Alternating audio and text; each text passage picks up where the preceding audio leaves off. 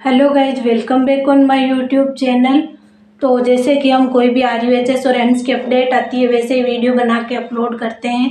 तो उसी हिसाब से आज हम लोगों ने RUHS BSc नर्सिंग 2025 में जो मोस्ट इम्पोर्टेंट चैप्टर है उनके बारे में बात करेंगे और मोस्ट इम्पोर्टेंट चैप्टर के जो मोस्ट इम्पोर्टेंट टॉपिक्स है ना उनके बारे में भी बात करेंगे, क्योंकि सिलेबस तो बहुत सारा होता है तो एंड टाइम पे इतना पढ़ा तो नहीं जाता, लेकिन अपन सारा पढ़ने के चक्कर में अपन वो छोड़ देते हैं जहाँ से सबसे ज़्यादा क्वेश्चन आते हैं, या जो टॉपिक्स या चैप्टर सबसे ज़्यादा इम्पोर्टेंट होते हैं हम उनको मिस कर देते हैं सारा पढ़ने के चक्कर में।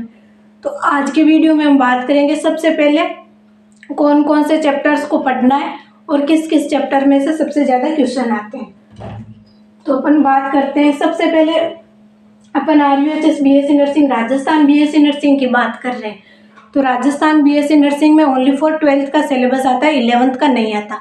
अपन बायोलॉजी के सिलेबस को डिस्कस करेंगे।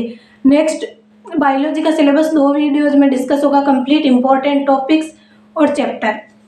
फिर अपन फिजिक्स केमिस्ट्री के को डिस्कस करेंगे। तो सबसे पहले देखो मोस्ट इम्पोर्टेंट चैप्टर्स कौन कौन से।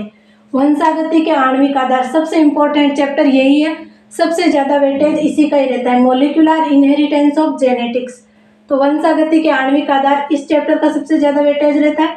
उसके बाद में जैव प्रौद्योगिकी मतलब बायोटेक का, जिसमें 2 चैप्टर आते हैं, बायोटेक्नोलॉजी के प्रिंसिपल और बायोटेक्नोलॉजी में एप्लीकेशन, इसका इम्पोर्टेंट रोल रहता है। उसके बाद में है ह्यूमन रिप्रोडक्शन, ये इम्पोर्टेंट चैप्टर। ये जो मैंने सीक्वेंस लिखी है इम्पोर्टेंट क्वेश्चन बेस वाइज पे लिखी है कि सबसे ज़्यादा क्वेश्चन किसके आते हैं। सबसे ज़्यादा आते हैं वंशागति के आणविक आधार के, फिर जैव प्रौद्योगिकी के जिसके 2 चैप्टर है, इसके प्रिंसिपल और इसकी एप्लीकेशन। उसके बाद में ह्यूमन रिप्रोडक्शन के ज़्यादा क्वेश्चन आते हैं। उसके बाद में आनुवांशिकी के, जो मेंडल के आनुवांशिक नियम है इनके क्वेश्चन ज़्यादा आते हैं। फिर पुष्प पादपों में लैंगिक प्रजनन, sexual reproduction in flowering plant. तो ये जो 5 चैप्टर है वो सबसे ज़्यादा इम्पोर्टेंट है, इनसे ही सबसे ज़्यादा क्वेश्चन आते हैं। आधे से ज़्यादा पेपर अपन कह सकते हैं 80% जो पेपर है वो इसी में से आता है। तो अपन को सबसे पहले इनको ही पढ़ना है। अब अपन बात करते हैं इसमें भी इम्पोर्टेंट टॉपिक कौन कौन से उसके बारे में, क्योंकि इम्पोर्टेंट चैप्टर तो ये 5 है। जब भी आप पढ़ने बैठो तो या फिर एंड टाइम पे एक बार इन चैप्टर्स को जरूर देख के जाना, क्योंकि वहाँ पे जो ईजीएस्ट क्वेश्चन होता है अपने माइंड में चलता है ये तो मैंने पढ़ा था, ये तो मैंने पढ़ा था, फिर वो चीज़ नहीं रहनी चाहिए, पहले ही पता होना चाहिए ये इम्पोर्टेंट है और इनको पढ़ के ही जानना है, इसलिए आप इनको एक बार पढ़ के जानना। अब अपन बात करते हैं वंशागति के आणविक आधार, मोलिकुलर इनहेरिटेंस ऑफ जेनेटिक के इम्पोर्टेंट टॉपिक कौन कौन से, जो टॉपिक आपको पढ़ के जाना ही जाना है, पूरा चैप्टर ना पढ़ो तो इसमें सबसे पहला आता है ह्यूमन जीनोम प्रोजेक्ट। उसके बाद में genetic codon, start codon, stop codon, ये सारे आ जाएंगे। केंद्रीय सिद्धांत, central dogma, reverse central dogma, central dogma, reverse central dogma, जिसमें transcription, translation, replication, RNA polymerase के टाइप्स, टीआरएनए, एमआरएनए, ये सारे आरएनए पॉलीमरेज आएगा। एंजाइम आएगा, एंजाइम में कौन कौन से, RNA polymerase, DNA polymerase, ligase, helicase, topoisomerase और गैलेक्टोसाइडेज, ये मोस्ट इम्पोर्टेंट एंजाइम है। कौन कौन से, RNA polymerase, DNA polymerase, ligase, helicase, topoisomerase और गैलेक्टोसाइडेज। उसके बाद में डीएनए के बारे में आ सकता है, डीएनए फिंगरप्रिंटिंग के बारे में आएगा। वैज्ञानिक, जितने भी वैज्ञानिक है उनके कार्य और उनके नाम, मतलब इस चैप्टर में आप देखना, जब आप पढ़ोगे ना तो आपको पता चलेगा कितने सारे साइंटिस्ट दे रखे, तो उन सारे साइंटिस्ट का नाम और उनका जो कार्य है वो पता होना चाहिए। तो सबसे पहले अपन ने मोलिकुलर इनहेरिटेंस ऑफ जेनेटिक के जो इम्पोर्टेंट टॉपिक्स है उनके बारे में बात किया। अब अपन बात करते हैं जैव प्रौद्योगिकी के इम्पोर्टेंट टॉपिक्स के बारे में। उसके बाद में अपन सारे चैप्टर्स के, ये जो 5 मोस्ट इम्पोर्टेंट चैप्टर है इनके इम्पोर्टेंट टॉपिक्स के बारे में बात करते हैं। अब अपन सेकंड इम्पोर्टेंट चैप्टर जो बायोटेक्नोलॉजी है, जैव प्रौद्योगिकी, उसके बारे में बात करते हैं। तो इसके 2 जो है वो मतलब इसके प्रिंसिपल और एप्लीकेशन, बायोटेक्नोलॉजी के प्रिंसिपल और एप्लीकेशन 2 इसके यूनिट हो जाती है। इसमें अपन इम्पोर्टेंट टॉपिक्स के बारे में बात करेंगे। ये सेकंड मोस्ट इम्पोर्टेंट चैप्टर है, जो मैंने 5 चैप्टर बताए, इनमें से क्वेश्चन आएगा ही आएगा।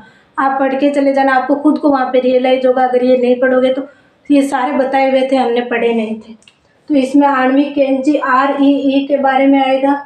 उदाहरण, इसका उदाहरण आ सकता है, इसका कार्य आ सकता है, ये प्राप्त कहाँ से हुआ ये आ सकता है। पॉलीमरेज चेन रिएक्शन के बारे में पूछ सकते हैं। जेल इलेक्ट्रोफोरेसिस के बारे में आ सकता है क्वेश्चन। जीन थेरेपी के बारे में आ सकता है, जीन थेरेपी इम्पोर्टेंट है। एलाइजा इम्पोर्टेंट है। RNA अंतरक्षेप इम्पोर्टेंट है। Golden rice, BT cotton, TI plasmid, BPR 322 ये भी इम्पोर्टेंट है। और जीन जीनोम भी इम्पोर्टेंट है। और rDNA ये भी इम्पोर्टेंट है।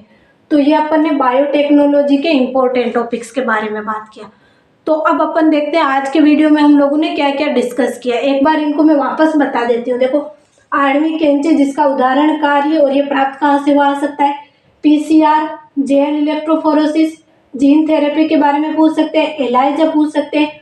RNA इम्पोर्टेंट है। और ये आते हैं मोस्टली बार बार, ये कॉम्पिटिटिव एग्जाम में रिपीट हुए हैं, तब मैं बता रही हूँ। और यहाँ से ये मोस्ट इम्पोर्टेंट चैप्टर है, इसमें से क्वेश्चन आता ही आता है और यही क्वेश्चन रिपीट हुए हैं, इसलिए आपको एक बार इनको देख के जाना है। Golden rice, BT cotton, TI plasmid, PBR 322 genome और rDNA ये बायोटेक्नोलॉजी के इम्पोर्टेंट टॉपिक्स हो गए बायोटेक्नोलॉजी के।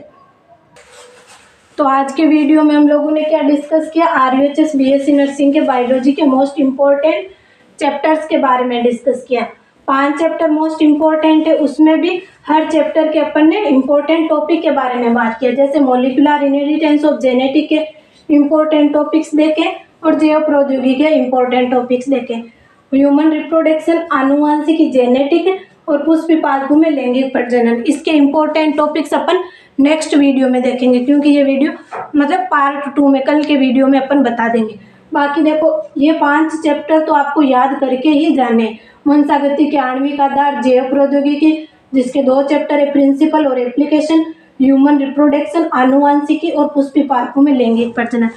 80% बायोलॉजी का सिलेबस यहीं से आता है। आप एक बार इस टॉपिक को, मतलब जैसे मैंने कोई भी टॉपिक लिखा है, human genome project, genetic codon, केंद्रीय सिद्धांत, आप इसको एक बार पढ़ के चले जाना, क्योंकि वहाँ पे क्वेश्चन है ना, नेगेटिव मार्किंग तो है नहीं। अगर आप नहीं पढ़ के जाओ तो ये तो फिर सोचोगे अब मैं क्वेश्चन कैसे करूँ। तो एक बार आप पढ़ के चले जाना, फिर अपने आप आपसे क्वेश्चन हो जाएगा, क्योंकि एक बार पढ़ने से ही याद हो जाएगा।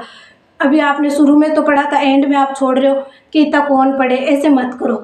आप एक बार जितने भी ये टॉपिक्स है ना, इनको एक बार मतलब देख के चले जाना, वहाँ पे क्वेश्चन आएगा तो आप इजी गोइंग कर दोगे। बाकी नेक्स्ट वीडियो में हम लोग इन जो 3 इम्पोर्टेंट चैप्टर है उनके टॉपिक्स के बारे में डिस्कस करेंगे। फिर अपन ऐसे फिजिक्स और केमिस्ट्री के टॉपिक्स के बारे में डिस्कस करेंगे।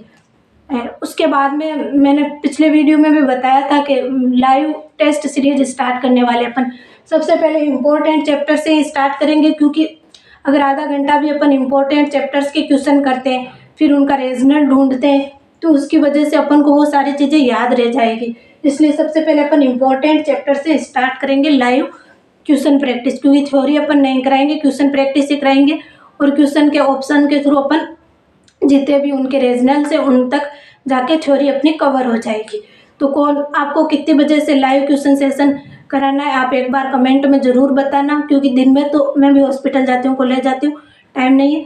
शाम को 8 बजे 7 बजे के समथिंग आपको कितने बजे आप फ्री रहते हो वो कमेंट बॉक्स में ज़रूर बताना, ताकि अपन क्वेश्चन सेशन स्टार्ट कर सके। क्योंकि अभी 3 मंथ तो बच्चे भी नहीं है, उसमें भी अपन को इतना सारा पढ़ना है, इसलिए आप कमेंट में एक बार ज़रूर बताना, फिर ताकि मैं भी क्वेश्चन सेशन स्टार्ट कर सकूं। मैंने इन इम्पोर्टेंट जो भी चैप्टर है, मैंने पहले बताया ही नहीं था कि कौन कौन से इम्पोर्टेंट चैप्टर है, टॉपिक्स कौन से, क्योंकि अब मैं सोच रही हूँ जैसे क्वेश्चन प्रैक्टिस स्टार्ट करते तो वहाँ से करें जहाँ से सबसे ज़्यादा क्वेश्चन आते हैं। तो इसलिए मैंने आज बताया है कि इम्पोर्टेंट टॉपिक्स ये है, चैप्टर ये, और अपन क्वेश्चन प्रैक्टिस यहीं से स्टार्ट करेंगे, ताकि अपन सबसे पहले हार्ड से इजी की तरफ जाएंगे तो एग्ज़ाम तक अपना सब कुछ कवर हो जाएगा। एग्ज़ाम के भी अभी देखो 3 मंथ भी नहीं बचे हैं, तो इसलिए अपन जितना जल्दी हो सके उतना जल्दी ये क्वेश्चन प्रैक्टिस स्टार्ट करेंगे, वो भी इम्पोर्टेंट चैप्टर से। इसलिए आप ज़रूर बताना कि कितने बजे से क्वेश्चन सेशन को स्टार्ट किया जाए। Thank you.